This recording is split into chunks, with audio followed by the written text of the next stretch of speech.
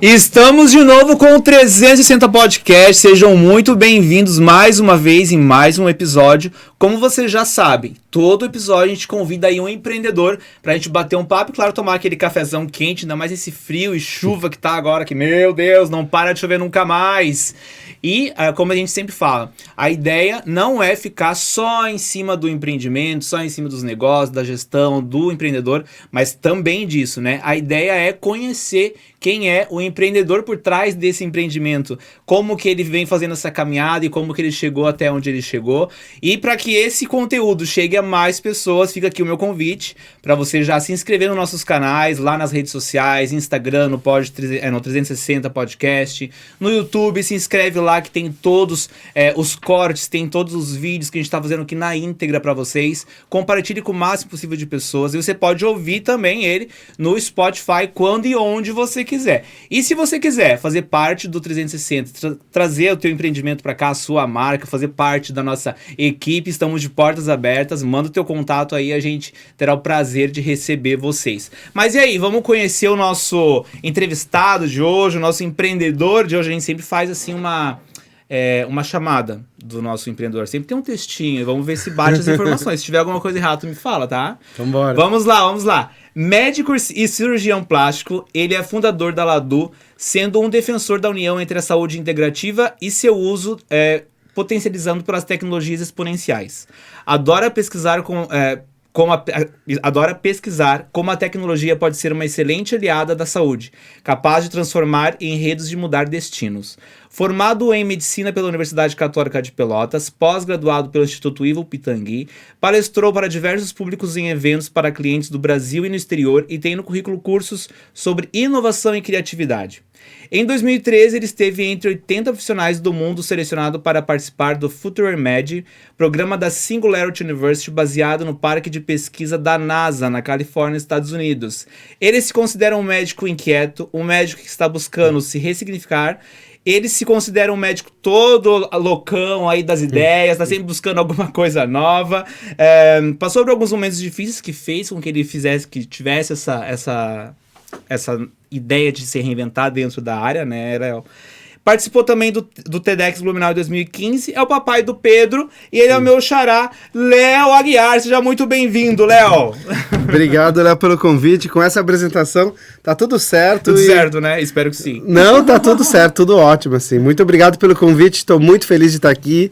E é uma honra, né, podendo compartilhar um pouco da minha vida, da minha história e de coisas que a gente acredita, né? Exatamente, muito legal. Ô, Léo, é interessante porque você, eu fiquei pensando assim, quantas pessoas conhecem um médico, cirurgião plástico, que estudou na NASA e que, além de trabalhar na medicina, atua com a área de tecnologia, inovação, criatividade, uma coisa bem disruptiva, né? Já acaba saindo um pouco meio dessa normalidade, digamos assim, né? É verdade, Léo. É legal essa tua pergunta, porque hoje eu estava conversando com um amigo meu, o nome dele é Felipe Anguinoni, ele é um dos fundadores da Perestroika. Eu conheço o Felipe. Com o Felipe? Então, eu falei hoje com o Felipe, e eu estava conversando, eu falei, Felipe, eu tô com mais ideias assim, assado. Ele falou, pô, Léo, que legal, porque eu fiz um curso com o Felipe, chamado Empreendedorismo Criativo, acho que foi 2012 ou 2013, lá em Curitiba, e ele falou, Léo, você foi o primeiro médico que estudou com a gente. Eu falei, cara, fala sério, Felipe, não, é verdade. E aí a gente falando sobre as questões de experiência, empreendedorismo, daí eu fiquei pensando, nossa, é verdade, a gente perde a noção do tempo. Exato. Essa história já vai fazer mais de 20 anos. Nossa, e que a gente começou a entrar no empreendedorismo, a começar a falar sobre tudo isso, e aí você vê como que... Você falou do médico loucão. Acho que essa questão do médico loucão é legal porque eu nunca fui um médico conformado com aquela linha tradicional. Ó, você vai fazer isso, depois aquilo, do passo a passo. Eu sempre quis entender o que estava acontecendo e quis guiar pelo que o meu coração mandava. Sim. A gente já foi meio que no direto ao ponto e eu sempre faço uma pergunta quando a gente inicia de quem é o Léo Aguiar? Ah, legal. Essa é aquela pergunta de $1 milhão, né? Valendo 1 milhão. Valendo 1 milhão e de 1 milhão de terapias para se conhecer, se entender. Eu sou um inquieto. E eu adoro ler, adoro estudar, e eu sou curioso, adoro entender o que está por trás das coisas. Sim. Eu sei que nada é tão simples como parece. Por exemplo, isso aqui não é só uma xícara de café, isso aqui tem uma logo, aqui por trás dessa logo tem um sonho, por trás desse sonho tem muito suor, muito trabalho. Então, eu sempre gostei disso. Então, e eu entendi que além da medicina, eu sou muito mais do que um médico. Eu adoro trabalhar com pessoas, sou apaixonado a tomar café, conversar com os meus pacientes, conversar com os meus amigos. Mas eu gosto daquilo de estar no movimento, né? Sim, gosto de também estar no movimento, fazendo e acontecendo, de várias formas. É o que a gente estava comentando aqui antes de começar, né? Essa questão de estar em movimento, do quanto é importante, né? Isso. Quando que começou o teu movimento? Pode ser, vamos começar assim, quando começou lá dentro da área da medicina? Como que tu foi parar na medicina? Por quê? Na medicina? Essa é uma história bem legal e quase ninguém conhece. Eu estava no 2º grau, morava em Curitiba, e... Tu é de Rio Grande do Sul? Do Rio de Janeiro. Eu nasci no Rio, fui criado em Curitiba. Mas eu estava lá no 2º grau e o meu irmão foi atropelado. Foi atropelado e ele teve um trauma crânioencefálico, teve um TCE severo. Ele foi para UTI, ficou um tempo na UTI, ele quase morreu. E depois, quando ele se recuperou, ele teve todas aquelas dificuldades de fala, dificuldade para caminhar, caminhava com andador, ele falava palavras que a gente não entendia, então foi todo um processo. Mas eu sei que o meu irmão foi salvo pelo atendimento rápido do CIAT lá em Curitiba, que é o atual SAMU. Então, Curitiba foi uma das primeiras cidades a ter esse atendimento de emergência. E se não tivesse sido o atendimento, certamente a história teria sido outra. E aquilo me chamou muita atenção como uma atitude bem feita, um profissional atuando na área salva a vida. E transformou a vida da minha família, transformou a vida do meu irmão. E a partir daquilo eu falei, não, eu achei muito legal, quero fazer isso também, quero ajudar pessoas, transformar vidas pro lado positivo, né? E a partir daquilo eu falei, não, vamos fazer medicina, eu acho que é um bom caminho. Na tua família tu não tem médicos? Sou o primeiro médico da família. Interessante. Porque geralmente o médico, ele vem de uma família de médicos. Sim, né? E lá em Curitiba isso é muito comum acontecer, mas fui o primeiro médico da família. Legal, interessante. Por causa desse evento que foi muito traumático pra gente, até hoje a gente ainda tem... E olha, não falava disso fazia 10 anos, mais ou menos, que não fala sobre isso. Hoje teu irmão tá bem? Tá tudo bem, tudo tranquilo, teve vida normal. Ficou um período bem difícil, assim, sabe? Mas depois voltou tudo normal, assim. E o que te fez ir pra cirurgia plástica? Então, e aí também começa a influência da família. Minha mãe psicóloga, meu pai engenheiro. E depois, do lado de engenheiro, meu pai, quando ele se aposentou, ele virou artista plástico.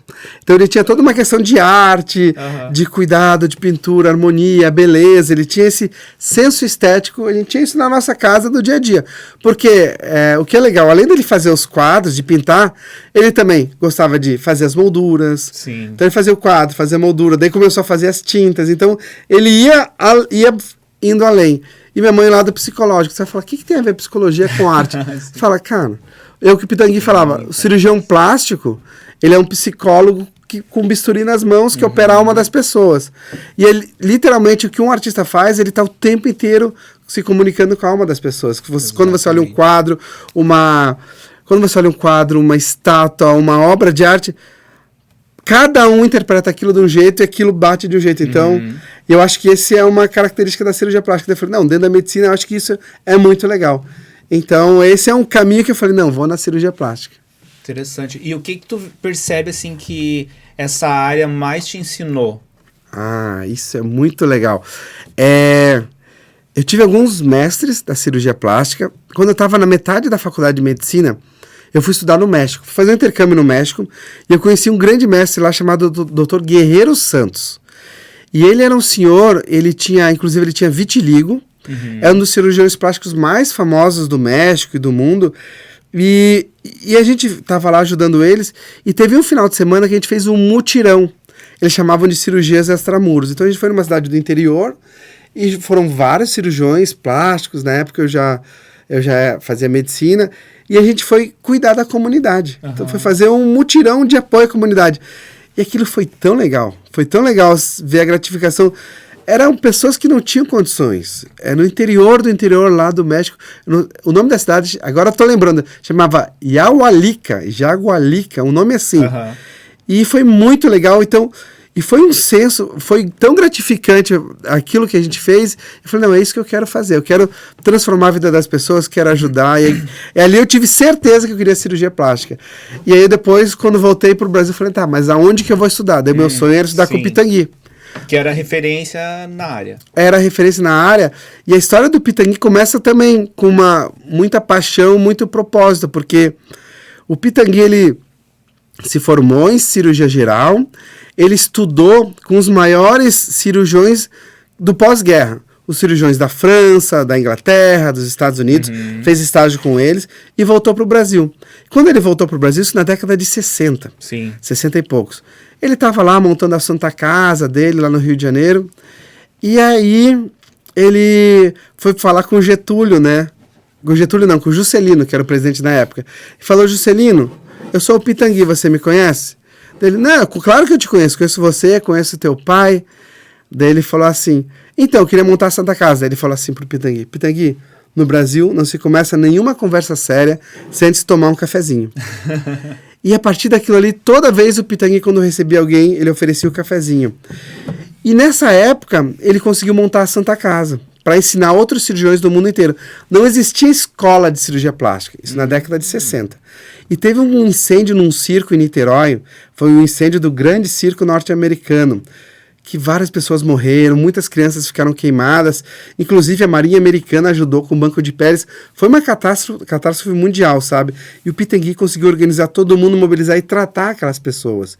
E a partir daquilo ali começou a escola, então imagina, se eu não me engano foi 63 ou 67 o ano, começou daquela época, então foi baseado num propósito, baseado num problema grande. Sim. E ele criou a maior escola de cirurgiões plásticos do mundo, com cirurgiões do mundo inteiro, então dali pra frente.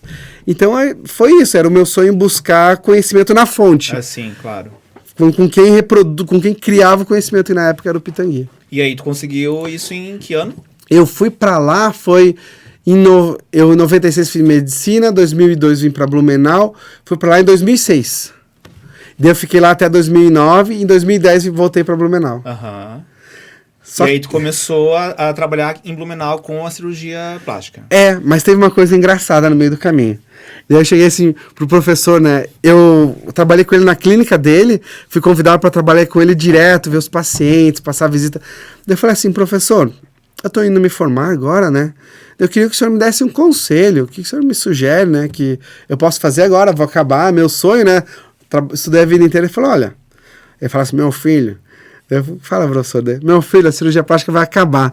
Eu falei assim, não fala isso, professor, eu nem me informei, cirurgia plástica vai acabar, Eu falei, não fala isso, professor, não, é assim, do jeito que tá, ela vai acabar, vai mudar radicalmente.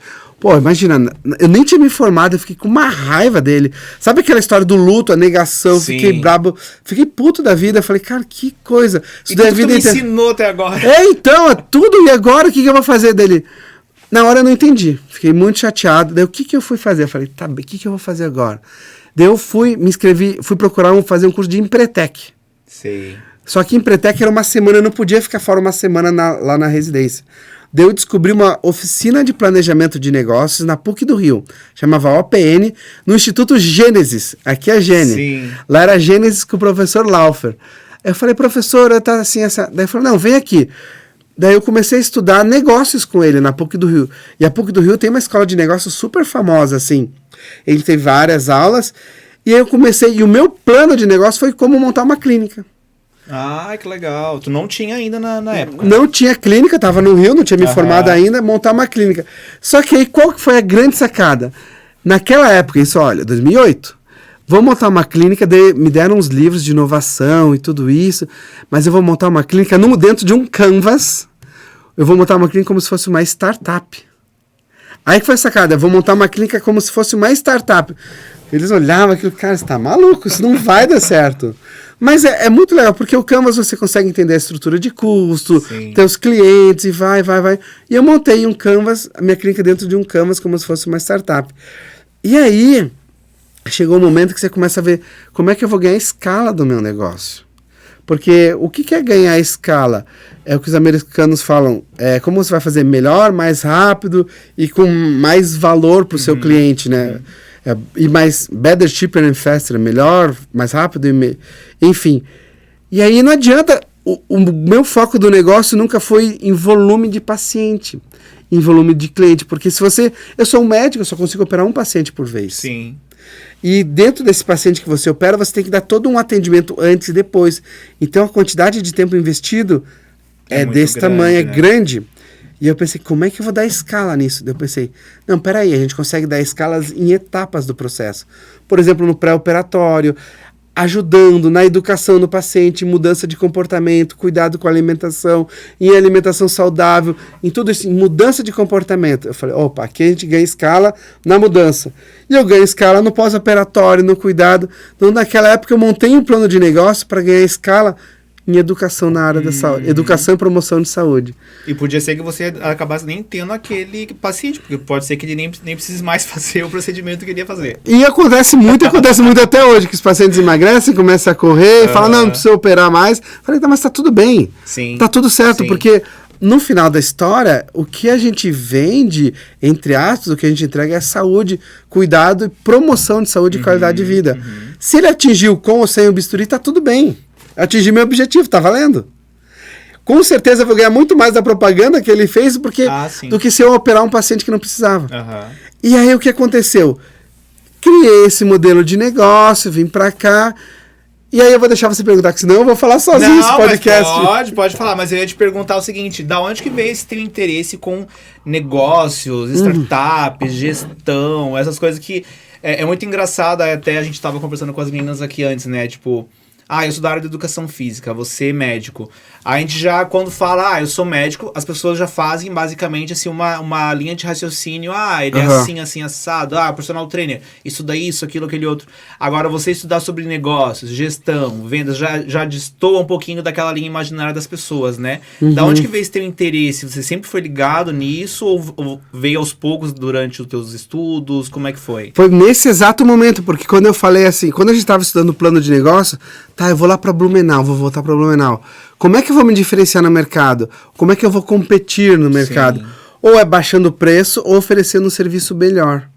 Daí, eu pensei, não, vou oferecer um serviço, uma experiência que os outros não vão nem entender o que eu estou fazendo. Quando eles entenderem, eu já estou em outra coisa lá na frente. E aí foi isso. Daí eu comecei a entender, mapear, questão de mapear a jornada do cliente. Foi isso que eu fiz, mas isso a gente fez em 2008, 2009. Quando eu cheguei em Blumenau, já tinha jornada mapeada, já sabia quem eram meus clientes, já sabia tudo isso, que agora o pessoal está falando, questão de design thinking, design de serviço. Então, aí comecei a estudar negócios e montar o Canvas e fazer tudo isso. E nesse momento eu pensei assim, aí a gente consegue gerar indicadores de performance, indicadores da jornada. Vou dar um exemplo, só para você entender. Mapear essa jornada, vamos supor que o paciente vai fazer uma cirurgia de mama. Se eu deixar solto o paciente, faz um ultrassom, faz o exame de sangue. Por exemplo, o paciente vai demorar às vezes um mês para conseguir agendar a ultrassom de mama dele. Eu estou com um paciente agora que quer fazer uma cirurgia, um paciente homem, que ele está com uma situação renal. Eu deixei ele agendar o nefrologista, só tem para agosto. Nossa. Então, assim, se a gente deixa o paciente solto, o termo médico, se eu não navego ele dentro do cuidado, se eu não trago para dentro esse processo, não, peraí que a gente vai agendar para você.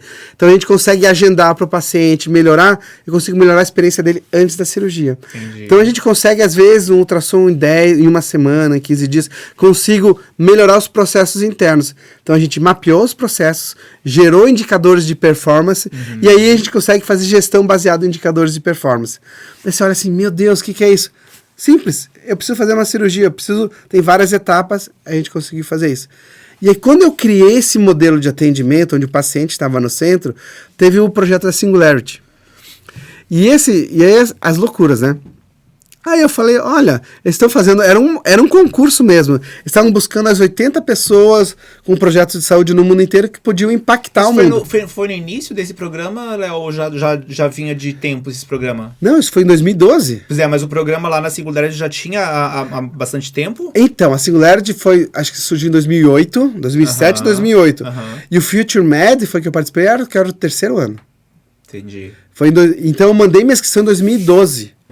Então, 2012, 12, 11, 10. É isso aí. 2010. Era o terceiro ano do Future Med. Aí tu já tava em Blumenau, tu voltou pra Blumenau. Tava em Blumenau. Não abriu a tua clínica ou já tinha... Não, eu tava dividindo consultório. Aham. E aí o que aconteceu? Daí eu pensei, olha, eu acho que isso... Vou tentar. Daí eu peguei a ajuda do meu irmão, que morava fora, trabalhava com gestão de projetos. A gente criou um projeto de saúde global baseado nisso.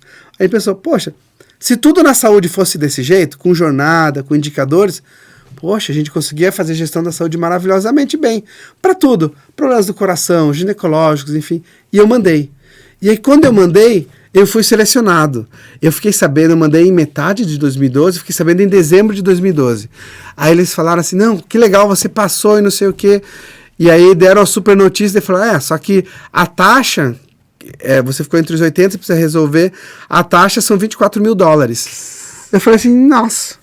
Pra ficar uma semana, eu falei, não tem $24 mil, não tem como eu pagar $24 mil pra ficar uma semana aí, isso só pra eles, só pra tá, mas ia até alimentação, estadia incluída. Eu falei, não tem $24 mil. Daí eles falaram, então tá bom, vamos ver aqui o que a gente consegue, daí conseguiram um desconto de 50%, não, $12 mil. Falei, olha gente, eu sou brasileiro, é muito dinheiro pra gente, pra $12 mil, pra isso. Daí eles falaram, então tá, então você paga... Daí a gente conseguiu lá, eu paguei a taxa de eu paguei a alimentação e estadia. No final deu $1.000 por dia, deu $6 a $8 mil. Foi o que eu paguei. Eles falaram, esse é o mínimo, porque senão a gente vai ter que pagar para você estar aqui. E daí ele falou, não, tá tudo certo. E aí eu fui. E foi muito legal, porque daí eu consegui levar 4 estudantes da FURB. Eu falei, nossa, não sabia dessa. Não, a gente levou 4 estudantes da FURB. Que legal. E eles foram lá também. E o mais legal de tudo isso, que os estudantes da FURB, a gente apresentou lá a questão da Liga de Cirurgia Plástica, o pedágio da Cevalha que a gente fez, e vários outros projetos. E no final daquele ano, os estudantes da FURB, eles foram convidados para participar do outro Future Med que ia acontecer aquele ano. Eles foram convidados, daí eles falaram, não, tá convidado, $24 mil. Eu falei, gente, não dá, é estudante. Daí, de novo... Daí, convidado aí. Assim, não, daí eles falaram assim, tá bom. Daí mudou, naquele ano acabou o Future Med, virou Exponential Medicine, porque o meu foi em fevereiro, e depois foi em outubro. Falaram, então vocês vêm, só vão pagar $300 da taxa de inscrição, e vocês pagam estadia, vem, que daí era em São Francisco, mudou. Mas daí não deu pra ir, foi uma pena, um aperto no coração, que a faculdade não liberou, teve isso. Nossa. Mas foi uma coisa assim... E aí o que aconteceu? Nessa aula, quando eu fui... Léo... Me corta, que senão eu vou falar 2 horas. Pode ir, que tô aqui só pegando. Olha que legal. E eles escolheram 80 pessoas pra estar lá, e eles chamam de cross-training. Do mundo todo. Do mundo todo. Gente de tudo que é lugar. E cada um dava uma aula, chamava Unconference. Teve um dia que cada um dava uma aula, eles tinham as aulas e a gente ia compartilhando. Cada um com um método, uma coisa. E eu tive alguns colegas que hoje eles estão explodindo pelo mundo. Um deles, o Salim Ismail, que escreveu um livro que... é a evolução dos modelos de negócio, que é organizações exponenciais. Sim. Na época ele estava começando a escrever, ele deu aula, foi em 2013 isso. Então ele estava começando as ideias e falando as métricas, enfim. Nossa, e a gente pensou, olha, isso tem tudo a ver com exponencializar os negócios dentro da minha ideia de produção de conteúdo. Era aplicável em outras áreas. Em todas as áreas, ele criou as métricas, ele criou um modelo, hoje existe o tal do Canvas exponencial, existe, e foi isso. E aí teve outros colegas, enfim, e ali eu aprendi muitas coisas novas de tecnologia que estavam começando, como esses conceitos de como impactar populações, como criar projetos globais, enfim.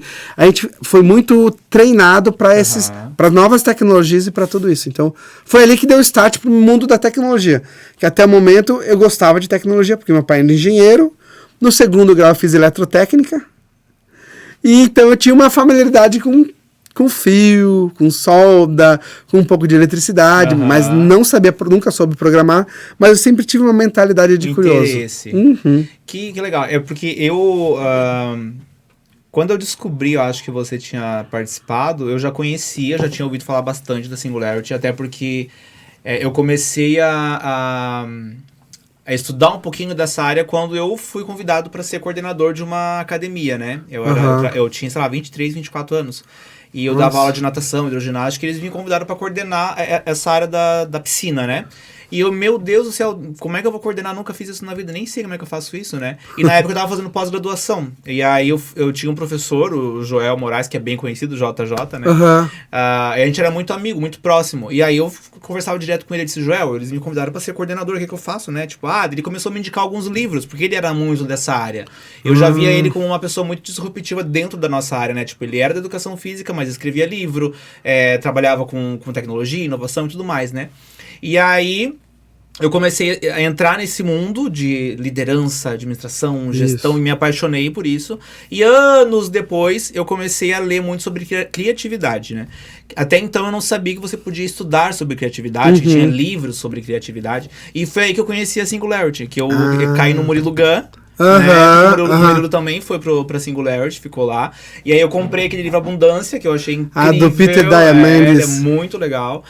E eu pensei, nossa, que legal, né? E eu achava isso uma coisa muito distante, né? E aí, depois de sei lá quanto tempo, que eu fui descobrir que você tinha ido pra lá e disse, nossa, que experiência incrível, né? Porque você tá lá com pessoas de todo mundo, e né, agora já mudou bastante esse programa, né? Porque na época que você foi, como tu falou, era mais na área da saúde, né? Acho que hoje eles trabalham com vários pilares, assim, né? Tipo, de impacto mundial. A ideia sempre foi causar impacto global. E tinha a questão de, acho que no começo era finanças, saúde e gestão. Acho que eram os três primeiros, mas sempre com a transversal de todas as tecnologias. E aí foi mudando, daí eles mudaram tudo para exponencial, muito por causa do Salim Ismail, tudo virou exponencial, mas virou Exponential Medicine, Exponential Finance, Exponential não sei o que, viraram programas executivos. Mas na época, quando eu fiz, realmente a sede era no campus da NASA, lá no NASA Ames, a gente dormiu lá nos alojamentos dos astronautas, foi muito legal, foi uma experiência incrível, né? Nossa, foi surreal. E depois que tu voltou, o que tu conseguiu aplicar de tudo isso que você aprendeu lá? O que você aplicou aqui no Brasil? Nossa, tem várias histórias. Deixa eu coordenar algumas delas, assim. Eles ensinaram uma das métricas, assim, como é que você faz para impactar 1 bilhão de pessoas em 10 anos? Esse era o lema na época, né? Daí como é que você faz? Putz, se você olha, isso é muito distante, é uma loucura, isso nunca vai acontecer. Mas, não, você não tem que se preocupar em impactar 1 bilhão de pessoas em 10 anos. Você tem que se preocupar em impactar o seu primeiro 1 milhão de pessoas. Fala assim, tá bom. Ainda assim tá distante. Como é que eu vou impactar 1 milhão? Não é tão simples assim.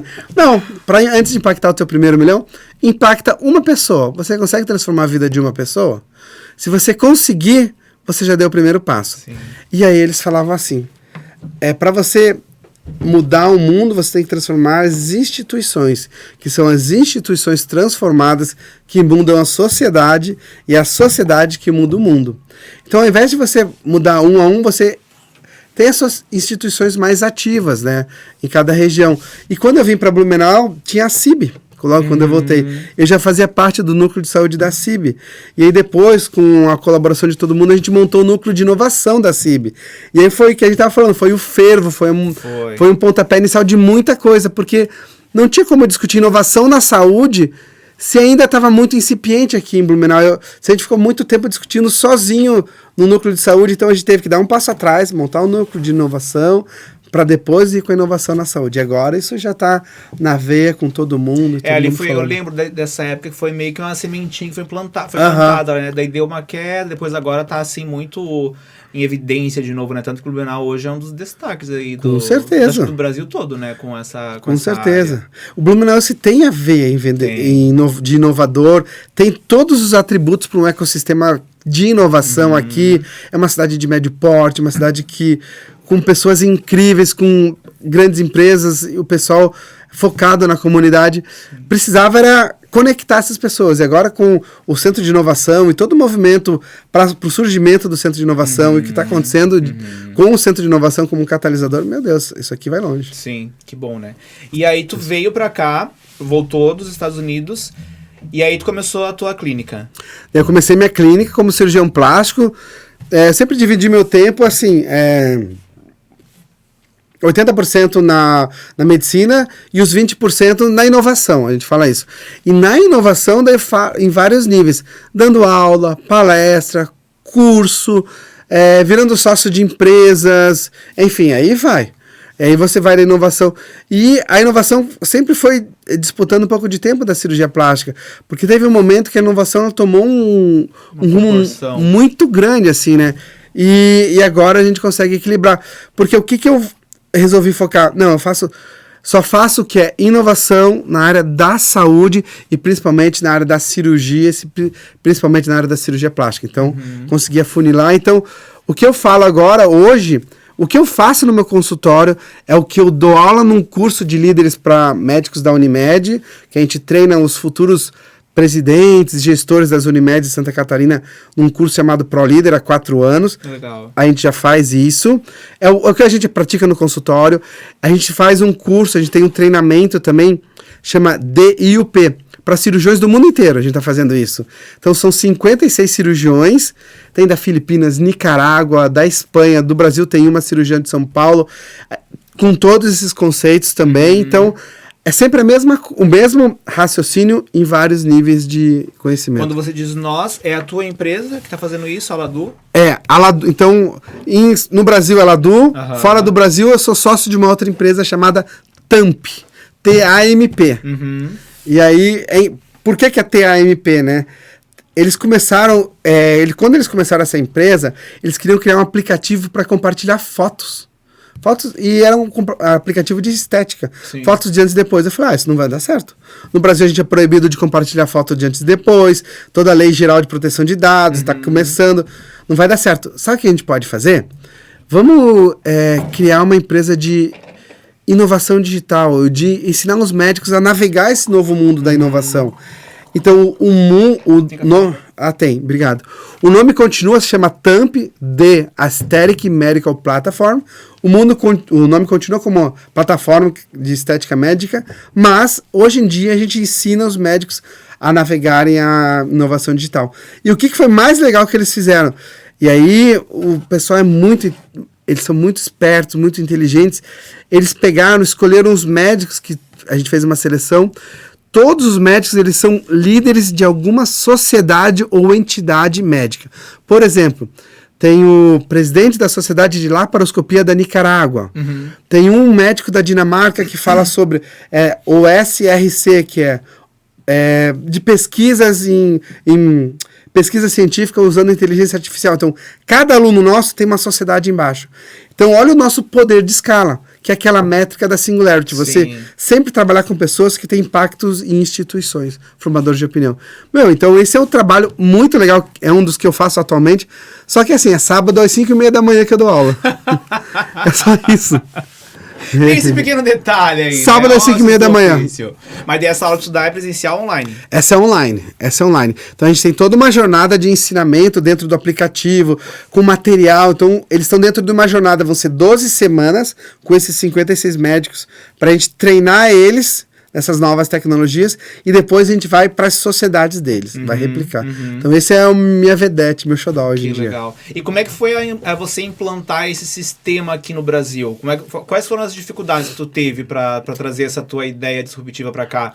Porque acho que toda a ideia no início, ela parece ser muito louca. A galera, meu Deus, isso não vai dar certo. Não, você tá viajando, não tem nada a ver. Mas tu tá trazendo uma ideia de lá que você viu isso acontecendo, ou você também criou isso, né? E traz pra um universo totalmente diferente, né? E aí tu vai começar isso do zero, aqui pelo menos, né? Quais os maiores desafios para isso? Léo, o maior desafio às vezes é fazer com que as pessoas não é nem capturem, que elas entendam a ideia. O que acontecia muito, a gente fala, quando você começa a falar de uma ideia muito distante, as pessoas começavam a olhar para você, daqui a pouco o olhar fica fixo, o queixo cai, e parece que elas estão olhando através de você, assim, você fala, perdi mais um. Foi abduzido. Eu falei, não, de novo. Daí tem que voltar, volta. Não, peraí, então a gente vai fazer isso. Daí você tem que explicar de um jeito mais simples. Vou dar um outro exemplo. Daí estava aqui em Blumenau, daí me ligou um pessoal lá de São Paulo, de uma empresa, falou, vem cá, a gente quer conversar com você, a gente está querendo montar uma empresa de saúde aqui, a gente quer vender suplemento, quer ajudar, não sei o quê. Eu falei, então tá, vamos lá. E aí, cheguei nessa empresa e falei, olha, é legal, mas por que a gente não faz outro diferente? Vamos vender mudança de comportamento. Que é aquilo que eu fazia no consultório. Vamos criar um protocolo de mudança de comportamento. Eu falei, como que é isso? Daí como eu tinha visto uma vez lá nos Estados Unidos um projeto chamado Omada Health, que era o que eles pegavam pacientes pré-diabéticos e tinham toda uma jornada de perder peso, atividade física regular, alimentação, tudo, um projeto tudo planificado. Eu falei, vamos fazer isso para tratar diabetes, pré-diabetes. Daí a gente montou um projeto chamado Golden Six, e aí ajudei a montar uma empresa chamada Jolivie, de um grupo chamado Empíricos, que é a Empíricos, que agora já foi vendida e tudo isso. Então foi esse um projeto que começou assim, numa conversa, numa apresentação, e depois eu saí de lá, mudou os rumos da empresa, nossos rumos não se cruzaram mais, ou melhor, não foram mais os mesmos. E foi a mesma ideia que eu fiz agora para a Tempo. Falei, vamos fazer diferente, vamos fazer isso. No começo é difícil, porque todo inovador ele é muito solitário. Sim. Porque quando você está inovando, você está sozinho no momento. Até você conseguir trazer pessoas para o teu lado, e aí que tá. Quando está todo mundo do teu lado, você não está mais inovando. Esse é o grande dilema do inovador. O que é inovação para você? Inovar, para mim... Olha que pergunta, essa é uma das perguntas mais difíceis que já me fizeram, mas hoje, inovar na saúde é trazer de volta a humanização da saúde usando as tecnologias mais incríveis possíveis. Mas, por incrível que pareça, inovar na saúde é olho no olho, é aperto de mão, é escuta ativa, entender o que o paciente quer de verdade. Então, por incrível que pareça, hoje é o que mais a saúde precisa, porque a gente está todo mundo tão robotizado no atendimento, em todas as áreas. Inovar é eu conseguir poder fazer isso. Ter tempo para atender meu paciente, fazer isso. Aí é por isso que tu fala muito dessa jornada do paciente, né? De você pegar na mão, lá dar esse acolhimento desde o início até o pós, né? Até o pós-operatório. Como que é essa jornada, Léo? Eles vão entrar em contato contigo e aí? O que acontece? Então, entra em contato, a gente agenda uma consulta, e essa consulta normalmente é aquela consulta, né? Então, você já entendeu meu background. Pô, mãe psicóloga, artista plástico, estudou com o Pitangui. Cara, nunca é só uma conversa. Nunca é só uma 3 conversa. 3h30 com café. Com café, e a gente vai entendendo. Porque o que acontece? Os pacientes sempre querem algo além do que eles estão buscando. E não é só os pacientes, todos os clientes, todas as pessoas têm algo por trás. E eu tento capturar o que está por trás daquilo ali. E eu percebo se com a cirurgia eu vou conseguir entregar o que ele quer. Porque se eu não vou conseguir entregar, eu falo, olha, não vai atingir teu resultado. Às vezes você quer uma coisa que você vai atingir... Tá além. Ou, ao contrário, tu vai atingir simplesmente cuidando da alimentação, fazendo dieta, conversando com o teu personal, tu atinge o resultado e não precisa da cirurgia plástica. E eu tenho que ser muito sincero comigo e com o paciente falar, não precisa. Ou realmente você precisa, mas vamos fazer isso, isso e isso. E aí que tá o legal. Quando o paciente entende o processo, quando ele entende que a gente está ali como parceiro, não como o dono da razão, não é o médico que vai falar tudo que tem que fazer, quando o paciente entende, não, peraí, eu quero isso, ele me escutou, agora eu consigo entender, aí o processo é do paciente. Aí ele sabe a busca da saúde, a busca dos resultados. Cara, aí é lindo. Consciência, né? É interessante porque no último episódio que a gente conversou, que o Franklin teve aqui, né? A gente falou muito sobre isso, né? Ele falou muito dessa questão do autoconhecimento, da meditação e tudo mais, né? Isso. Dessa busca pela saúde mental, que a gente conversou bastante. E aí a gente entrou nesse assunto do personal, né? Que os dois são os personagens. E como o cliente, ele busca, na verdade, não é um personal. Ele busca alguém para ele desabafar, para ele conversar, para ele... Daí ele usa a atividade física, o exercício físico, como uma forma de descarregar aquela dor que ele tá dentro dele, né? Uma das coisas que eu acabei percebendo, assim, no decorrer dos anos com meus clientes também, essa troca, essa primeira conversa com ele, eu sempre tentava, porque é muito fácil você chegar lá e dizer, Léo, eu quero emagrecer, eu vou fazer um treino pra você emagrecer. Pronto, tá feito, né? Tá, mas por que você quer emagrecer? O que te fez tomar essa decisão? E aí você começa a entender a dor do cliente por trás daquela necessidade que ele tá buscando. Ele quer emagrecer. Eu tive casos de uma cliente, por exemplo, que ela chegou pra mim querendo emagrecer, e aí a gente fez toda uma conversa, a gente ficou muito próximo, tá? Eu fui entender o que tinha feito ela buscar aquilo, que era um problema no casamento, né? Ela não estava se sentindo mais segura com ela mesma, não era nem o problema do marido, era ela. Eu acho que ele não tá me desejando mais, eu acho que ele isso, eu acho que ele aquilo. Então ela tava buscando segurança com ela mesma, né? Então o emagrecer era uma consequência do que ela tava querendo. Na verdade, o que ela queria era se sentir melhor, se sentir poderosa, se sentir mais amada, né? Então isso a gente conseguiu, eu entendi isso na jornada dela, e a gente conseguiu trazer isso também para dentro dos treinos, né? Eu acho que é muito interessante você trazer essa consciência pro cliente, né? Para fazer ele entender, porque muitas vezes ele tá indo lá buscar alguma coisa que nem ele sabe o que ele tá querendo, exatamente, né? Você que vai ter que mostrar para ele, olha, você tá me querendo isso, mas na verdade você tá buscando outra coisa. O que você falou é lindo, porque a gente tive uma passagem na Singularity que é exatamente isso. No último dia, lá, a gente teve uma feira de ciências. Cada um apresentou uma coisa, os alunos da FURB apresentaram também. E teve, naquele ano, imagina, 2013, tinha uma moça, o nome dela é Sara, sempre falo isso nas minhas palestras. E ela teve um trauma raquimedular, ela era paraplégica, e ela estava andando com exoesqueleto. Poxa, naquela época nem se falava de exoesqueleto, enfim. Estava andando em pé. Daí eu perguntei, Sara, e como é que é? Como é que é andar, né? Depois de tanto tempo que você ficou na cadeira de rodas, você achou que nunca mais ia andar, como é que é tudo isso? Daí ela falou assim, você é doc, né? Eu falei, não, eu sou doc. Daí ela falou, olhou bem no meu olho, assim como eu tô olhando para você, falou assim, fala isso nas tuas palestras para os teus alunos, né? Essa é a minha missão. Andar é maravilhoso. Andar, nossa, eu nunca pensei que fosse andar. Mas olhar as pessoas na altura dos olhos é muito mais importante para mim. E aí aquilo me deu um soco no estômago. Eu pensei, meu Deus, foi no museu é um museu que tem lá do Google sei lá, acho que não é de História Natural, é um museu de História da Computação. Que foi no Museu da História da Computação, no Vale do Silício. Eu falei, meu Deus, para essa mulher, não é a tecnologia que mais importa, não é o fato de andar. Ela sabe o que ela quer? Ela quer dignidade. Ela quer olhar na altura dos olhos das pessoas, porque ela cansou de ficar olhando de baixo para cima e as pessoas olhando com pena para ela. Sim. E quando ela fala isso, remete ao que você falou. No final da história, as pessoas querem subir na pirâmide de Maslow. É aquilo. As pessoas né? Elas querem transcender. Elas procuram a gente por uma necessidade biológica, fisiológica, mas no final elas querem autoestima, querem aceitação, elas querem se sentir bem. Então, no final da história é isso. E a gente, como profissional da saúde e das outras áreas, se a gente não perceber e não capturar isso, a pessoa sempre vai estar insatisfeita. Não importa o que seja. Então a gente tem que fazer com que durante o processo ela vai entendendo isso para ela se aceitar e fazer isso. Nossa, e foi a maior lição que eu tive, foi surreal aquilo que aconteceu comigo. É interessante você falar isso porque acho que o Brasil é um dos países que mais faz cirurgias plásticas, né, hoje. Sim, entre o Brasil, Estados Unidos e China são os que mais fazem. E como é que tu vê essa questão da saúde mental? Porque a gente passou agora por essa pandemia, né? Que a gente até estava conversando aqui antes, né, sobre esse luto. Foi até interessante esse papo que tu trouxe, que eu achei bem convincente e fez total sentido, né? Fala aí o que tu falou, que é melhor você falar do que eu, que você vai saber expressar melhor. Eu tava conversando com a Denise, que ela tem um Instagram chamado Futuras SX. Ela é uma psicóloga que trabalha com novas tecnologias também.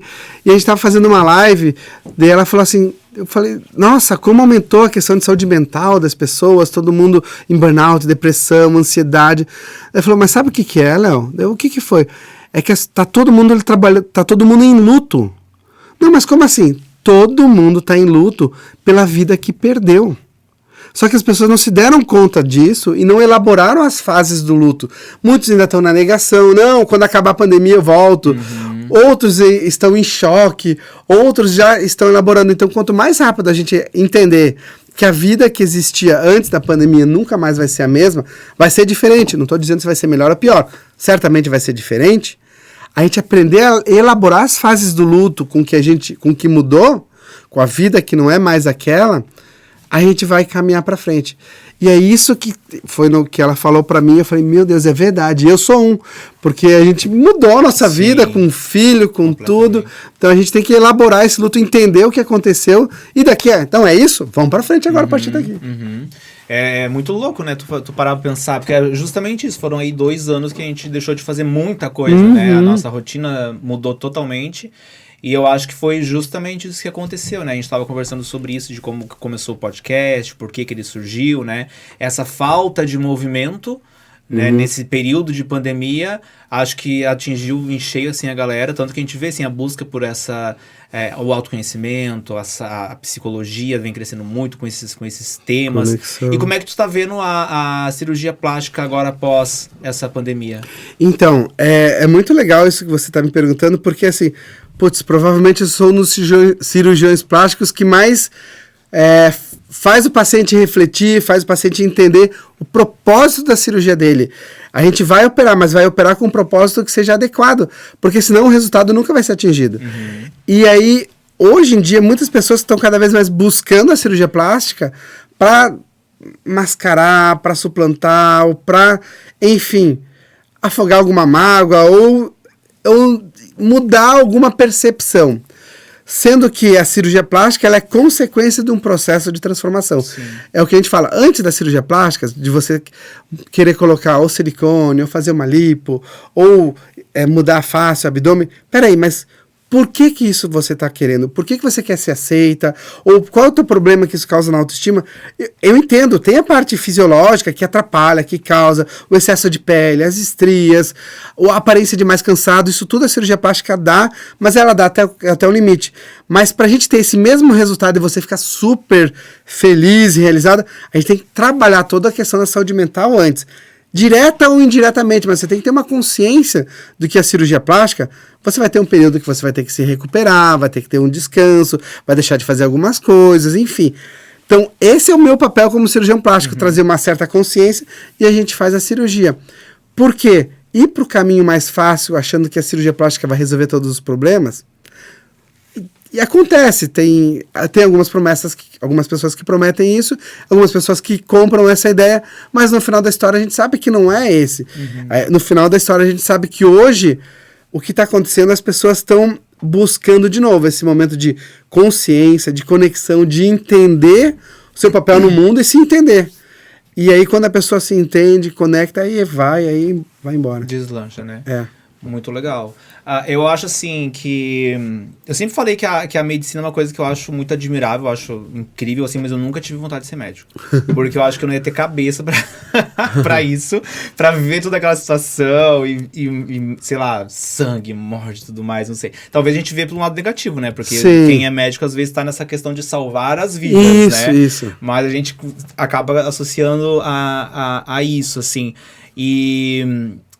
o que você viu durante esses anos que mais te impactou, que mais você acha assim, que te transformou como pessoa dentro da área da medicina, de todos esses anos que você vive nesse mundo?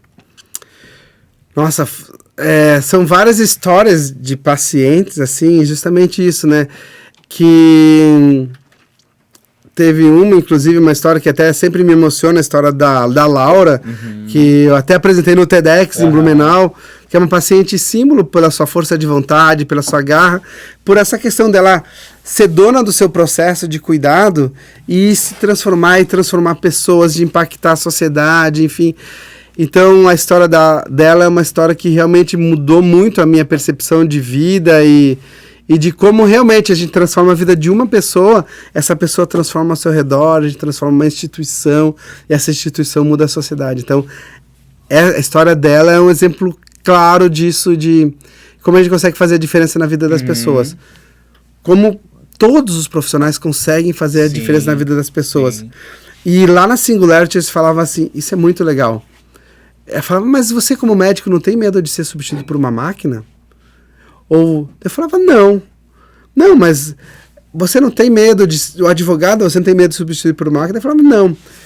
E aí eles estavam falando, todos os profissionais que trabalham como máquina, todos os profissionais que trabalham robotizados, que chega o paciente, você só já dá receita, você não olha, esses profissionais, ou os advogados, ou outros profissionais, enfim, que trabalham robotizados, eles vão ser substituídos por máquinas, por aplicativos, por sites. Agora, se você é aquele profissional que você senta, escuta o seu paciente, conversa, entende o que está por trás, entende tudo isso que a gente está falando, esses é difícil a máquina substituir. Sim. Esses profissionais que a gente fala que tem as habilidades humanas, que é o olho no olho para perceber a reação da pessoa, a escutativa para perceber o que ela está falando por trás de colocar um vestido vermelho, de como ela quer ser aceita ou não quer ser aceita, ou, sabe, o fato de emagrecer. Então, isso a máquina não tem essa capacidade. E é isso que nos faz humanos e que nos transforma em pessoas e seres humanos, né? Sim. Então isso é muito legal. Humanizar, né? Sempre humanizar tudo aquilo que você faz, que é que nem você falou, né? Você trazer essa pessoa para próximo de você, entender, né, a dor dela por trás da necessidade, que eu acho que é o que mais falta. E como hoje a gente tá, né, tocou nesse assunto da saúde mental, né? Tá muito mais em alta. Agora, mais do que nunca, a gente precisa ouvir mesmo essas pessoas, né? Porque elas devem estar trazendo ali uma dor, um fardo muito pesado. Como é que foi pra você lidar com a pandemia? O Léo, como que o Léo lidou com isso? Pô, foi tenso, porque dentro da pandemia a gente teve o Pedro, né?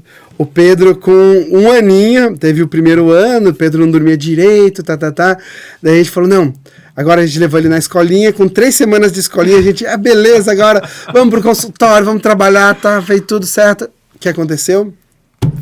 Fecha tudo, pandemia. Com 3 semanas, a gente falou, meu Deus, e agora? O que foi? O que eu fiz na pandemia? Fecha consultório, fecha hospital. Então, daí, nesse momento, a gente mergulhei no trabalho, nos outros trabalhos. Então, por exemplo, a gente montou um curso com a Lília do Futuro das Coisas. Então, fez um curso de saúde que, poxa, foi uma coisa surreal, que a gente não esperava. A gente abriu inscrições, a gente contratou aquele Zoom, né, para 100 pessoas. Quando foi ver, 3.383 inscritos. Era um curso do quê? A gente chamou Saúde na Era Pós-Digital. A gente chamou profissionais, vários profissionais, e foram várias aulas, né? 3.300, o que a gente vai fazer com todo mundo, né? Porque tava todo mundo na pandemia. E agora? Não, a gente falou, a gente pegou e falou assim, não vai dar. A gente parou, a gente só pode ir com 100 pessoas. Daí a gente fez um processo seletivo. Escolhemos 100 pessoas, a gente botou 110 porque tinha uma margem, e é o que dava, porque a gente imagina, aí não ia ter como responder e-mail dessas pessoas, ou responder WhatsApp, era uma loucura. Com 100 já foi louco, assim, sabe? Então a gente teve vários alunos bem legais do Brasil inteiro, então a gente fez esse curso que durou o ano inteiro, o primeiro ano da pandemia, então a gente foi se ocupando, e depois foram voltando as cirurgias, mas foi bem difícil, confesso que não foi fácil, eu tive muito trabalho mental, assim, de muita terapia também, muita meditação com Franklin.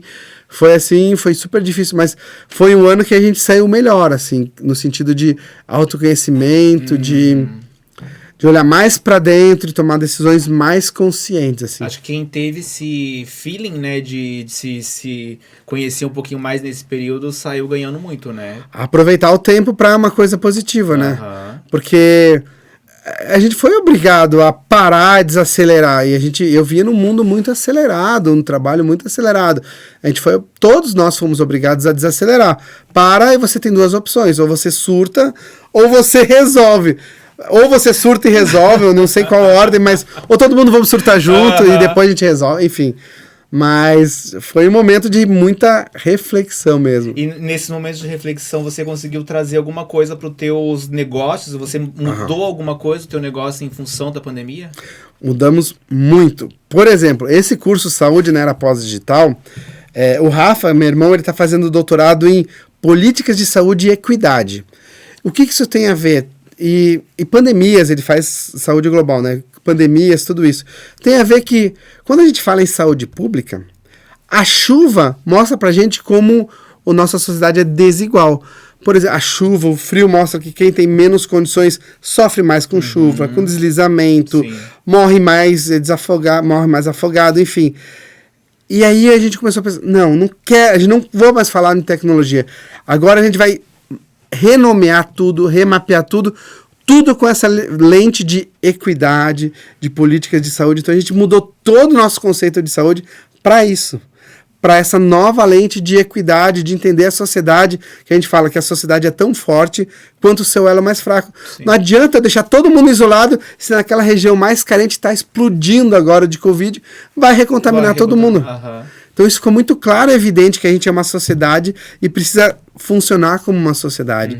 Então isso mudou toda a minha visão de tecnologia, de inovação. E agora a gente trabalha em projetos que a gente acredita que tem impacto de melhorar a sociedade como um todo, assim, de uma forma... E aí, de novo, né, tu vai começar do zero, ter que angariar pessoas, educá-las para poder fazer isso crescer, né? Mas sabe o que é legal disso? É que as pessoas, que nem você fala, as pessoas não sabem disso ainda. Mas quando você fala, elas começam a pensar, falam, isso faz sentido.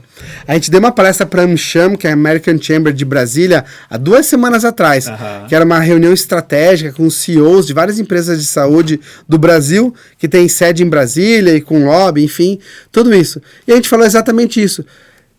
Hoje, quando a gente fala em saúde, a gente saiu daquele momento inicial que saúde é ausência de doença. Se você não está com dor, você está saudável. Isso não significa nada. Você pode estar desenvolvendo um câncer, uma pré-diabetes, uma hipertensão. Não significa que está saudável. Então a gente saiu desse momento de ausência de doença. A gente evoluiu para saúde como questão de saúde coletiva, a saúde das pessoas.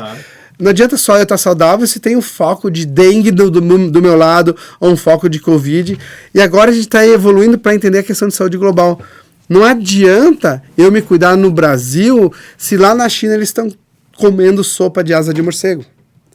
Porque olha o impacto que isso dá. Sim. Então, hoje em dia está se criando isso, o Rafa está trabalhando uma rede de governança de saúde global justamente nessas questões que eles chamam de saúde única, de One Health, tudo isso. Então, para você entender saúde hoje, você saiu do biológico, que é da ausência de doença, passou pelo nosso biológico, realmente, não tem nada, evoluiu para a sociedade e agora a gente fala de uma forma global. Então, a nossa visão hoje de saúde é muito mais ampla. E hoje qualquer empresa de saúde que está fazendo saúde de uma forma séria, ela tem que pensar nesses aspectos. Por isso que está todo mundo falando do tal do ESG, que é sustentabilidade, governança e ambientes, né? E meio ambiente, que é o E. As pessoas estão, mas elas têm que conectar isso como funciona. E um exemplo simples, clássico, que a gente apresentou em Brasília foi...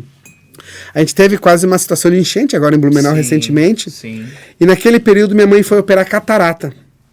Ela operou catarata nas 2 semanas. Você fala, Léo, o que tem a ver a catarata com a enchente?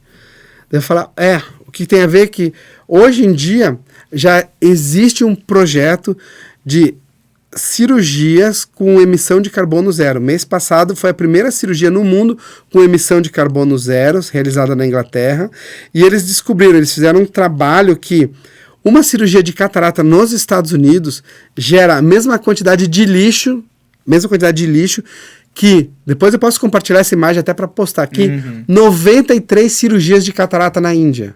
Meu Deus. Olha a quantidade de lixo. E aí você fala, se a gente, como cirurgião, aí que eu começo cirurgião, eu tenho que entender o impacto na saúde global, que o nosso planeta é finito, ele vai acabar. A gente tem que cuidar do que a gente produz, como a gente produz.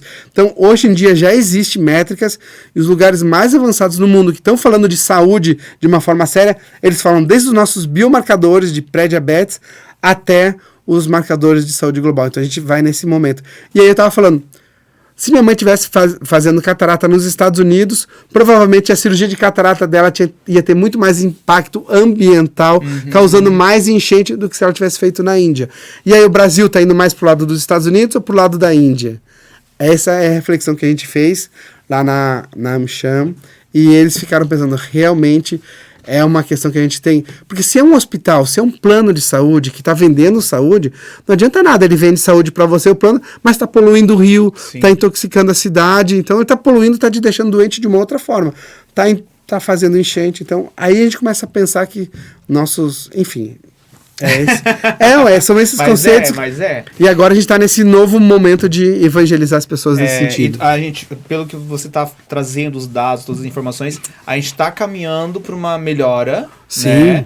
Mas o que tu vê que ainda falta para que essa melhora seja mais rápida, seja global, atinja mais pessoas? O que está acontecendo agora é a questão das leis. A gente fala da regulação, da regulamentação, né? O Brasil está avançando rápido, mas ainda é muito lento. Vamos lá, por que rápido e por que muito lento? Foi só esse ano que foi aprovada a questão da telesaúde ou telemedicina no Brasil, sendo que nos outros países da América do Sul já está há muitos anos, tá? Começou a pandemia, eles deram uma lei e falaram, não, vamos ter que fazer. Então foi esse ano que começou, e o mundo inteiro já está fazendo telemedicina há muito tempo. E você fala, por que a telemedicina? A gente até teve essa reunião agora, foi segunda-feira, com o pessoal lá da Ásia. Eles falaram, a telemedicina é uma ferramenta sensacional para democratizar a saúde em países como o Brasil. Na época da pandemia, tribos na Amazônia estavam sendo atendidas por médicos do Hospital Albert Einstein de São Paulo, através de telemedicina.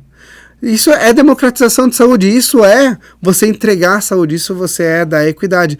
Então, a inovação, no meu ponto de vista, hoje, na saúde, antes é o que a gente chamava de quadruple aim. O que é o quadruple aim? É melhorar 4 aspectos. A inovação tinha que diminuir custo, melhorar resultado, melhorar a experiência do paciente e melhorar a experiência do prestador. O quintuple aim, que é a quinta perna, que é o que já foi publicado, é a questão da equidade, que é isso que a gente está falando. E o sexto é a saúde global. Então hoje, se você quer inovar de verdade na saúde, quer ganhar investimento global, investimento de peso, você tem que ter esses 6 aspectos. Aí os investidores vêm e vão falar, não, cara, você está pronto e vai. Então é isso que a gente está fazendo. Legal. E é isso que a gente está evangelizando as pessoas. Como que é a telemedicina? A telemedicina, ela é uma parte da telesaúde, tudo que você usa tecnologia para entregar saúde para as pessoas. Por que eu vou falar isso? Porque dentro da telesaúde tem telepsicologia, tem tem outras teles, mas tem a telemedicina. Dentro da telemedicina tem teleconsulta, teleinterconsulta, telemonitoramento, você pode monitorar os pacientes, pode fazer consulta com os pacientes, você usa a tecnologia em uma etapa daquela jornada que a gente falou dos pacientes. Pode ser um paciente que teve um problema cardíaco e depois você dá um reloginho para ele, vou monitorar, o dia que teu reloginho disparar, vai soar o bip, tu corre pro pronto-socorro.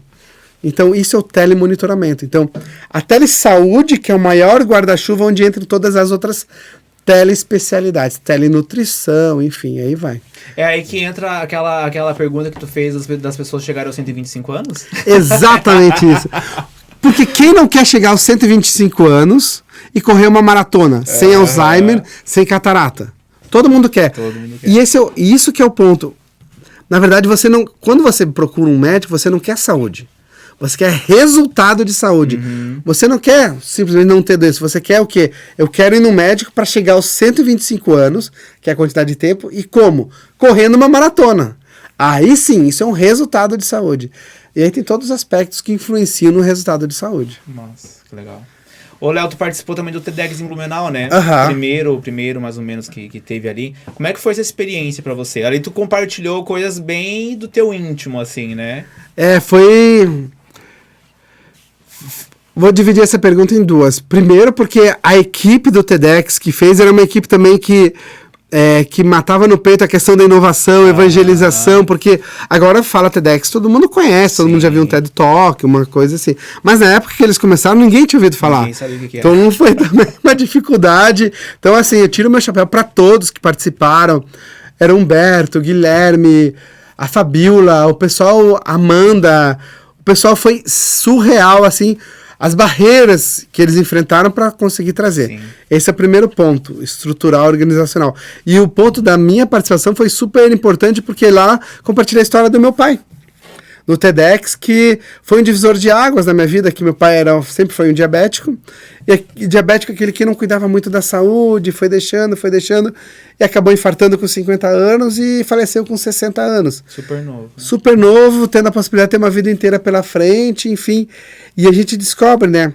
Olha a loucura que é isso. Aí você vai ver como vai fechar o ciclo. A loucura que as doenças que mais matam no mundo hoje, diabetes, problemas cardiovasculares, são doenças do comportamento. Opa, você vai falar, não, são doenças do comportamento. Claro que agora teve a Covid, que foi uma doença infecto-contagiosa, mas até pouco tempo atrás era comportamento, relacionado a hábitos alimentares e hábitos de estilo de vida. Sim. E aí você entende, meu Deus, então quer dizer que se a gente mudar o estilo de vida das pessoas, mudar o comportamento, a gente vai tratar um monte de doença? Vai, e vai melhorar a saúde pública. Então essa que é a loucura. Então quer dizer que se todo mundo começar a se alimentar bem, tratar diabetes, pré-diabetes, problemas cardiovasculares, hipertensão, você vai melhorar um monte de doenças e circunstâncias que vai desafogar o sistema de saúde, enfim, aí é um ciclo virtuoso. Então esse é o grande X da questão. E enfim, e mudar comportamento é o que a gente faz todos os dias. A gente educa nossos clientes, nossos pacientes, para promover a saúde. Isso é mudança que a gente tá muito comportamento. condicionado, né? Eu tô agora montando alguns conteúdos para divulgar, assim, lives e tudo mais, né? E eu precisei voltar a estudar algumas coisas que eu já tinha estudado, sabia, mas precisava dar aquela, né, relembrada, né? E aí, li e estudei muito sobre hábitos, né? A gente tá muito condicionado aos mesmos hábitos sempre, né? Até tem um livro que eu reli que era... Mudança de hábito? Não, era... Como você deixar de ser você mesmo. Tipo assim, você quebrar o hábito. Como quebrar o hábito de ser você mesmo. Porque você é o teu hábito. Você é os seus hábitos, né? Então você falou aí das doenças, né? A pessoa tá fazendo aquilo por tantos anos que ela perdeu a consciência das coisas erradas que ela tá fazendo e do que ela poderia fazer para melhorar. Porque todo o hábito que você vai criar, né, um novo hábito, ele é muito difícil, um processo difícil muitas vezes. Eu vou ter que começar a fazer exercício físico, que chato, meu Deus, tem que ir pra academia. Mas não, tu pode começar a caminhar 2 km hoje, 1 km, e lá daqui não sei quantos anos você vai estar correndo a maratona. Exato. Né? Tem o livro Hábitos Atômicos, que é uma mudança muito pequena, muito simbólica hoje, mas que no final de 365 dias, tu vai ter uma mudança gigantesca por causa daquele pequena mudança que tu teve. Acordei, sei lá, 5 minutos mais cedo hoje. Amanhã eu vou acordar 10 minutos mais cedo. E assim vai, uma sucessão de coisas, né? Quais foram os hábitos que você incluiu na tua vida, no último ano, que pra você fez total diferença? Meditação. Meditação, e o Franklin é o responsável direto por isso, porque tá lá todos os dias às 6 horas da manhã. Então tá lá todo mundo. Minha mãe, inclusive, é uma fã dele, sempre meditando também. E isso... Imagina, você começa o dia já meditando, isso já te dá uma clareza mental, aquilo você está escutando, já te dá uma assertividade no que você tem que fazer durante o dia, durante a semana, e te dá uma paz de espírito. E parece que te traz para o momento presente. Você deixa de ficar pensando no passado, no que aconteceu, ou muito no futuro. Não, o que eu vou fazer hoje para resolver, para ir para o dia? Mas a meditação, sem sombra de dúvidas, foi o hábito que eu mudei, que mudou muito a minha vida esse último ano. Faz muita diferença. Eu acho que eu comecei a meditar também, foi com o Franklin, foi com ele e com uma outra amiga minha. E aí depois já parti muito mais para terapias holísticas e reiki e tudo mais. Sou reikiano, né? Então isso também me ajuda bastante, assim, uma coisa que fez muita diferença, assim, para mim. Como é que a gente tá de tempo aí, Neto? Tá tranquilo? Tá de boa? Tem alguma pergunta pra fazer aí pro Léo? Pode mandar, se tiver. Tinha alguma, mas eu acho que ele respondeu. Ô, Léo, tem uma curiosidade minha, assim. Os médicos, eles são sempre baseados muito em dados, em números, em estatísticas. Como que é a tua relação com a espiritualidade? O doutor Léo com a espiritualidade? Se eu te falar, então, além da meditação, o que eu mais venho buscando nesse último ano é a questão da espiritualidade. Eu sou iniciado no Reiki também, fiz a minha iniciação no Reiki e... eu acredito muito numa força maior em questões de energia, né, em questões que a gente não tem total compreensão ainda e que a gente tem que trabalhar o nosso lado espiritual independente da religião. Acho que tudo bem, cada um com a sua religião, com a sua crença, mas nós somos seres espirituais, assim, sabe? É o que nos torna diferente. Então, eu acredito que quando a gente consegue entender os vários aspectos da nossa vida, o momento de eu sou profissional, agora eu sou pai, agora eu tenho que estar comigo mesmo, então, peraí, agora eu tenho que estar comigo mesmo é o quê? Agora eu vou me conectar com a minha espiritualidade. Peraí, eu vou meditar, vou entender a força maior, Deus, Jesus, enfim. Vamos lá. Eu acredito muito que outro aspecto foi fundamental nesse último ano para mim foi conectar com a espiritualidade. Legal. Acho que muito teve muitos, forte. Né, que muito tiveram forte. isso. Acho que até pelo fato do que a gente falou, de viver essa perca de alguma coisa, de tempo, né? E, tipo, o que eu tô fazendo aqui? Meu Deus, e se eu morrer amanhã? Tantas pessoas perderam suas vidas, né? Que você acaba tendo esses pensamentos. Tá, e se acontecesse comigo, né? Eu acho que eu falei isso na entrevista com o Lincoln e com a Janaína, né? De propósito, missão, tá? O que eu quero deixar pro mundo? Se eu fosse... O que eu teria deixado se eu tivesse ido embora agora, né? Sim. Como que as pessoas iriam lembrar de mim? O que elas iam ver de mim, né? E acho que muitas pessoas tiveram essa reflexão, assim, durante esse período, né? E se fizeram muitos questionamentos e talvez por isso começaram a buscar um pouco mais esse autoconhecimento, essa meditação, de se trazer, de se fechar, de se trazer um pouquinho mais pra dentro. Que eu acho que é muito importante. importante, né? O pessoal, eu tô falando por mim também, sim. A gente faz um reposicionamento comigo mesmo, né? Porque você começa a pensar assim, sobre a brevidade da vida. A gente sabe que mais cedo ou mais tarde a gente vai evoluir para um outro plano, mas a gente ainda não sabe quando nem como. Então, poxa, o que eu estiver fazendo agora, se eu tô 100% focado no que eu tô fazendo, e quando eu tô fazendo uma cirurgia eu tenho que estar 100% focado naquilo, 100%, minha mente esvazia, tô focado, quase que é um momento terapêutico, espiritual, uma oração. Tudo que você faz, se é 100% presente, cara, é incrível o poder que você tem nas suas mãos e o poder de realização, assim. Com certeza. E às vezes eu consigo ficar 6, 8 horas parado fazendo aquilo, sem sentir cansaço, sem tomar água, sem ir no banheiro, no sem flow, fazer nada. Né? No flow, exatamente isso. No flow. Isso foi uma coisa que eu nesses livros que eu tava lendo, Quebrando o Hábito de Ser Você Mesmo, é o nome do livro, agora lembrei. Que ele fala muito sobre isso, né? De que o autoconhecimento ele tá muito relacionado com a presença, de você estar 100% presente, né? Porque, como o livro falava muito sobre hábitos, né? Você tá tão condicionado, o hábito nada mais a gente é movido a hábitos porque o nosso corpo quer economizar o máximo de energia possível. Então, quanto mais automatizado tiver as coisas, melhor para ele. Não preciso gastar energia, tô de boa. Tô escovando os dentes, não preciso pensar em escovar os dentes, tá automático. Só que, ao mesmo tempo, ele até tem um dado que ele traz que 95% do tempo a gente tá inconsciente. Exatamente isso. Apenas 5% do nosso tempo a gente está consciente, está 100% presente. E nesse ponto ele diz que é o teu poder criativo que está em expansão. Porque você está colocando a tua criatividade em ação. E aí, quando você está colocando a tua criatividade em ação, você está 100% presente. Talvez a tua criatividade seja na cirurgia. Por isso que tu consegue ficar 6 horas ali em flow, porque você tá fazendo algo que te traz pro agora, pra presença, né? Isso é muito louco, tu parar pra pensar que na maior parte do tempo você tá inconsciente. E esse inconsciente tem um autor chamado o Kotler, que fala justamente, ele é um líder de negócios, enfim, ele fala justamente isso. A maior parte de nossas decisões são inconscientes, a gente não sabe por que tá tomando essa decisão. E o fato e quando a gente tá estressado ou preocupado, a gente tá mais inconsciente ainda. Você tá com a cabeça aqui, tem que pagar aquela conta, buscar o filho na escola, e não sei o que, não sei o que. Então, o fato de eu aprender a gerenciar o estresse, todo mundo tem estresse na vida. O mundo tá aí, não tem como, para que eu quero desse, não. O fato de eu aprender a gerenciar e ter esse momento de respirar, não. Aí você começa a ter mais atitudes conscientes e parar de ficar só reagindo e deixar a vida me levar. E aí você consegue coordenar e fazer a coisa acontecer. Exatamente. Show de bola. Sensacional. Ô, Léo, a gente já vai partindo agora pro final. Nossa, mas já?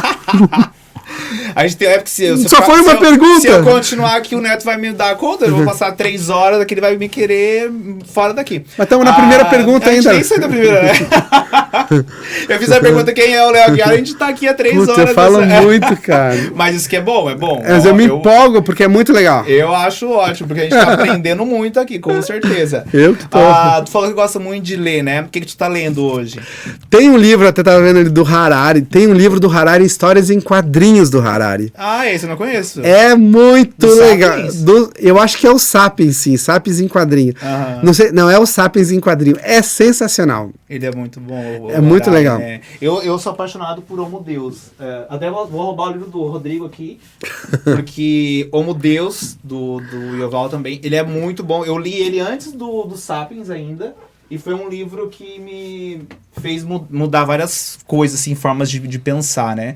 Se tu tivesse que dar uma dica pra galera hoje de livro, documentário, sei lá, podcast, qualquer coisa que você poderia indicar aí pra galera.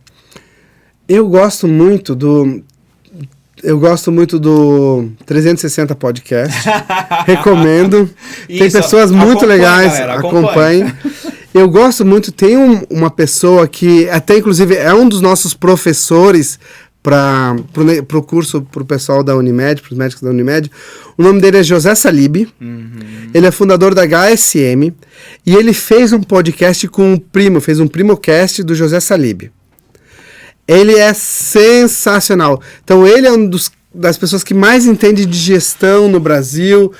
Ele é uma pessoa incrível. Eu tenho o prazer, a honra de ter ele como amigo, como mentor e parceiro.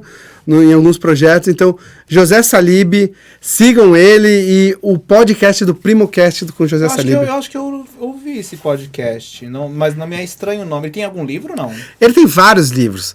A Estratégia Adaptativa, enfim, que é o livro dele. Tem vários livros.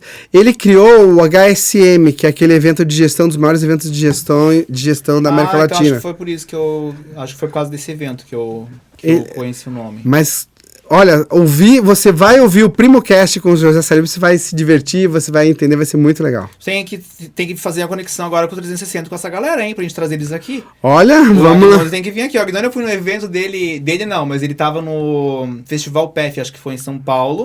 Eu acho que foi lá que eu conheci ele. Não, foi no Centro de Inovação ali em Floripa, no ACAT. Na ACAT? Teve um evento da empresa da Perestroika. Ele tava lá, achei ele muito loucão, doidão, assim, muito, muito legal. O Felipe é uma das pessoas mais criativas e inteligentes que eu já conhecia, assim, sabe? E ele, e aquela história, ele também faz parte dos dinossauros da inovação no Brasil, e com tudo isso, ele também, a gente teve que abrir muitas portas e falar de inovação em lugares que as pessoas não queriam falar de inovação, então, ele é uma pessoa incrível para trazer, para conversar, e é uma pessoa super bacana. Sim. Enfim, Léo, você entrou na máquina do tempo agora. E tu vai voltar lá atrás e vai ficar cara a cara com o Leozinho. O que você diria pro Leozinho? Pro Leozinho? Poxa, essa pergunta também é difícil. O que eu diria pro Leozinho? Aproveite mais tempo com seu pai, com a sua mãe. E brinque mais e se divirta mais, é isso. E siga o seu coração, faça o que você acha certo. Legal. Independente do que as pessoas falem, siga. Intuição, né? Siga a tua intuição, vai. É isso aí. Léo, pra galera te encontrar aí, pra ter acesso aos conteúdos, conversar contigo, te chamar pra eventos, pra palestras, a galera já viu que o Léo domina vários assuntos. Não é só um não, hein? Aqui é uma multidão em um só. Qual é as tuas redes? Como é que faz pra te encontrar, Léo? Eu uso bastante tanto o meu Instagram pessoal, né, que a gente fala mais de cirurgia plástica, tem meu LinkedIn também, e os dois são a mesma coisa, é DR Leonardo Aguiar, tudo junto. Legal. Gostou, Léo? Muito legal, assim, foi muito leve, foi muito divertido e foi muito, me fez pensar em alguns momentos, assim, até essa pergunta de voltar na máquina do tempo e de fazer, mas principalmente como é gostoso a gente estar compartilhando, né, e trocando e aprendendo, assim, e a pandemia tirou um pouco disso, né? Tirou bastante, né, e eu sempre falo, assim, que eu sou aquela pessoa que eu adoro aprender, amo aprender, sim. Só que eu sou do aprender, e aí, o que eu faço agora? Eu tenho que compartilhar isso com alguém, eu tenho que passar isso adiante, né, então por isso que veio o podcast, então eu acho que a ideia é justamente essa, é eu aprender, mas ao mesmo tempo levar esse conhecimento para outras pessoas, né? Porque isso já a gente acaba ensinando, ajudando, né? E vai aumentando essa rede, assim, né? Só expande. É isso aí. Cara, muito obrigado pelo convite, foi super divertido, foi uma tarde muito legal, assim. Eu agradeço, muito obrigado. E muito obrigado a você que esteve aqui também nos acompanhando, tomando esse cafezinho, batendo esse papo. Te espero no próximo episódio. Você já sabe que para assistir ele na íntegra é lá no canal do YouTube, 360 Podcast, e você pode também ouvir ele na íntegra lá no Spotify. Siga, se inscreva nos nossos canais, avalie a gente com joinhas, com 5 estrelinhas no Spotify, para que esse conteúdo chegue o máximo possível de pessoas, pra gente levar conhecimento, ajuda, enfim, uma infinidade de coisas. Te espero no próximo 360 Podcast com mais um empreendedor. Valeu e até mais. Abraço! Tchau.